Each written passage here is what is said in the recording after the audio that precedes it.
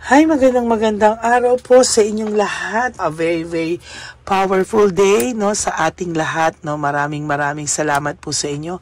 Ngayon tumuloy po tayo dito sa ating reading of the day. But tuwan-tuwa po ako sa nababasa kong comments sa inyo. Kung po sa inyo nagbabasa ako ng comments, minsan hindi ko lang nalalike kasi baka makatulugan ko. Pero sa ngayon po, titingnan ko po. I will not promise but I will try my very best makapagbigay ng bonus reading for today. Huwag niyo po skip to, ha? Dito po ako kumukuha ng connection sa mga nanonood sa akin. Dapat po hindi niyo ini-skip yung from start to finish, no? And please, pakiusap po, no skipping of ads. 3, 4, 5, 6, 7, 8, 9, 10. Madaldal po ako talaga sa mga sa inyo, no? Kung makipagkwentuhan ako, kala mo magkaharap lang po tayo.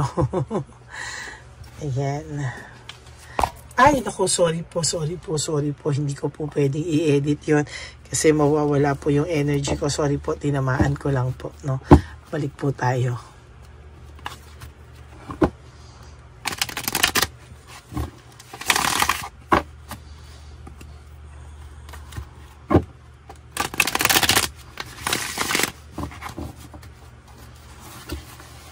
Pili na po tayo ng 10. 1, 2,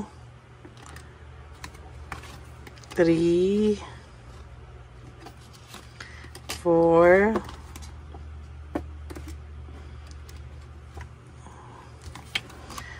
5, 6, 7, 8, 9, and 10.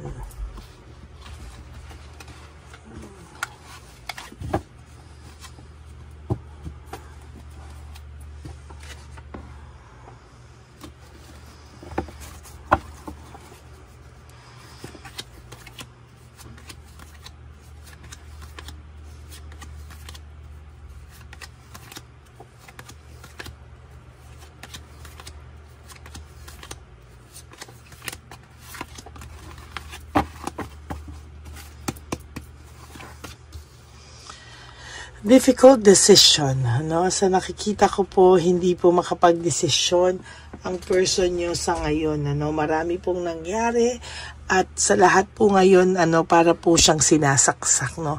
Parang ang pakiramdam ko po sa kanya ay nahihirapan po siyang magdesisyon, mag-let go, nahihirapan siyang kalimutan ng mga bagay-bagay at kahit po anong desisyon niya gawin niya, nahihirapan po siya sa totoo lang, no? Reversal of failure, pakiramdam niya po ikaw ang hindi ka po niya nakakalimutan. Actually, feeling niya nga po ikaw ang karma niya, no? Bakit? Sa dinami-dami po ng tao, no, sa'yo lang po ito, parang pakiramdam niya, ina-trauma pa siya sa'yo, no? Pakiramdam niya ay sa dinami-dami na akala niya ay kaya niya lang lusutan na bagay, kaya niya lang paikutin, pero nagkamali po. It's the other way around. Ikaw po ang naging karma niya. Sabi niya nga po, ikaw ang karma niya o ikaw ang malaking karma niya na hindi niya nga po inakala na magiging karma ka po ng taong ito. Ayan, no? Naging selfish daw po siya. Ngayon, binabalikan siya ng tadhana. Pag may nakikita siya na maayos ka, okay ka, siya po ay nai-insecure at siya po ay nagsiselos. Hindi niya po kaya na maging maayos yung buhay mo o kapag iniisto ka nito, no? Mostly everyday, I tell you, believe me, may ibang account to or kahit na yung account niya, kahit nakablock ka pa dito, marami pong siyang ginagamit na dummy account just to stalk you, no? Ini-stalk ka po talaga ng taong ito. Marami po siyang na-miss na chance and lack of opportunity. Sinayang niya po yung tiwalang binigay mo sa kanya. At ngayon po, no, pakiramdam niya po sa lahat ng nangyari, hindi niya rin po akalain na may magagawa ka din sa kanya na para iwanan na talaga siya. And totally, parang yun yung pinakamalaking ganti mo sa kanya na hindi mo na rin siya habulin, no? Alam mo po, yung sinasabi mo na hindi mo na siya hinahanap, hindi mo na siya hinabol. Hindi niya po akalain kasi alam niya po na patay ka sa kanya at hindi mo siya kayang tiisin. At sa isang iglap, isang ganyan, ay kayang-kaya mo daw po siya, kanya raw pong pabalikin. Pero nagkamali po siya. Ngayon po, kahit sinong dumating sa buhay niya, may trauma siya, parang hindi kanya makalimutan. Bakit daw hindi kanya makalimutan?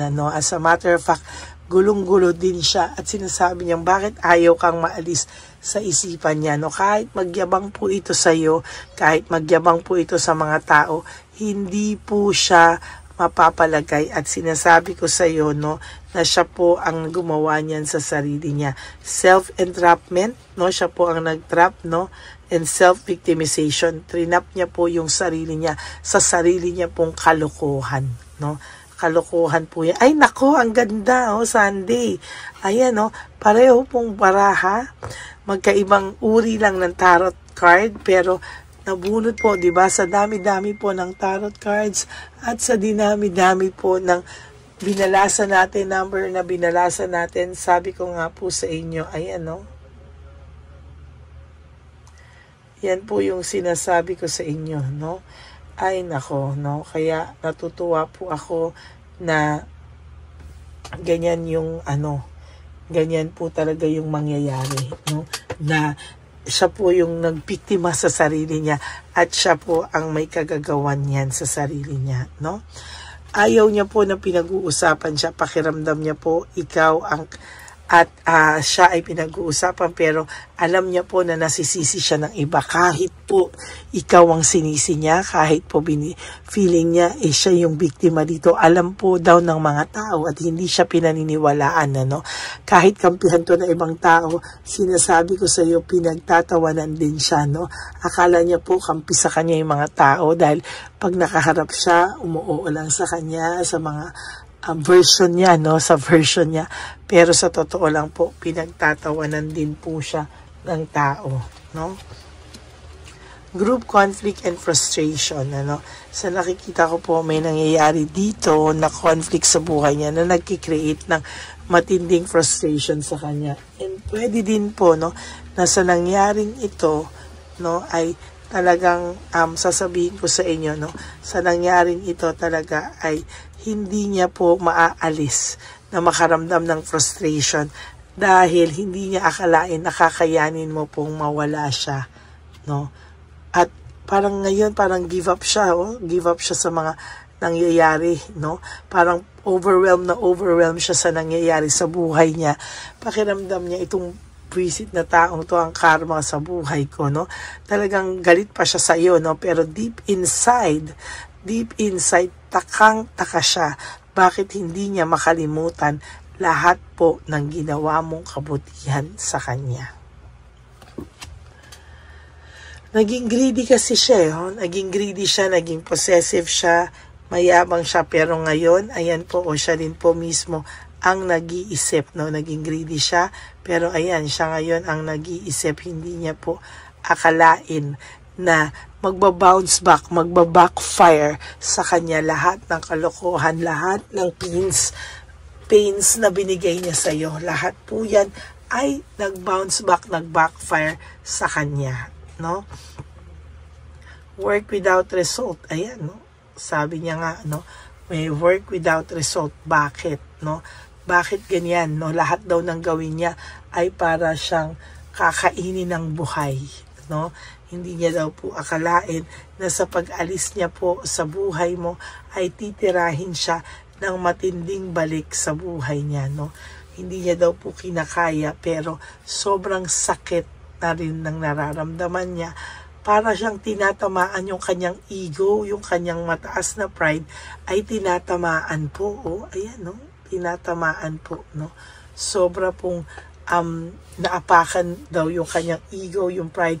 Yan ang magaling sa iyo, panay ka pagpa-pride, panay ka pag-i-ego, kaya walang nangyayari sa buhay mo. Napakaduwag mo, panay ka pag-i-ego, panay ka pag-i-ego, panay ka pagpa-pride.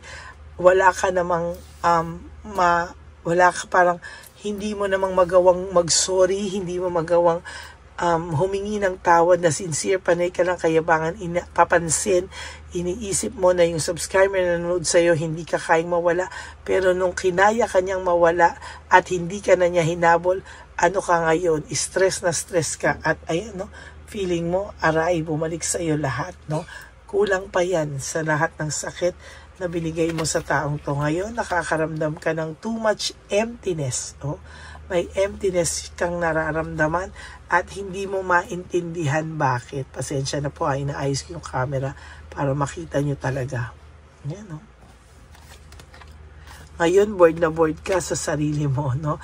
There's boredom, no? Naboboard ang taong ito sa sarili niyang kalokohan, no? Parang pakiramdam niya, hindi niya rin alam saan siya pupulutin. Lahat ng ito ay hindi niya alam papaano, no? Kasi may change of cycle, may pagbabago sa pag-ikot ng tadhana. Bakit biglang-biglang na kaya mo na daw siyang mawala? And worse, no? May ginawa ka pa raw sa kanya na hindi niya kinakaya. Ikaw ang sinisisi niya sa lahat, no? Pero ngayon, nag-backfire sa kanya lahat. Yung mga tao po, akala mo kinakampihan siya, pero hindi no? Pinagtatawanan siya behind his back, no? Pinagtatawanan siya at talagang, ayan, no? False success, living beyond means, no? Talagang yan po yung nakikita ko, no? Na sana po, no, ay ayan, no? Hindi talaga siya totoong masaya, no? Sa totoo lang, hindi siya talagang masaya. Naiisip niya lahat ng kabutihan mo sa kanya, lahat ng sinacrifice mo sa kanya, naiisip niyang lahat, no? At hindi niya alam bakit hindi ka po mawala sa isipan niya. Tama po ang sinasabi, no? Ikaw ang matindi niyang karma dahil sa'yo, siya pinaka naapektuhan sa lahat ng mga nakarelasyon nito. Yung paghihiwalay mo ay tumatak sa kanila. Yung sa kanila, no? Yung paghihiwalay nyo, kahit siya ang may kasalanan, ngayon na parang nanlamig ka na rin at ayaw mo na rin, or talagang hindi ka na humabol, napagod ka na, ay sinasabi ko sa iyo, ayan, no, talagang matinding matindi, no? Ay. Yan, no? Tingnan mo.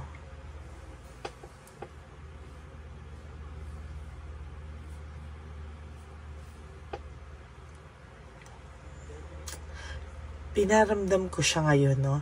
Niraramdam ko siya ngayon. At talagang sa nakikita ko, talagang hindi ka tatantanan ng taong ito, no? Hindi ka nito tatantanan, i-stalk at i-stalk ka po ng taong ito, no?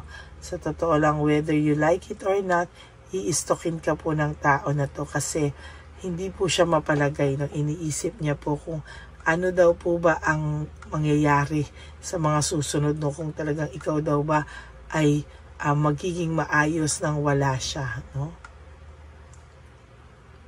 Ayan, no?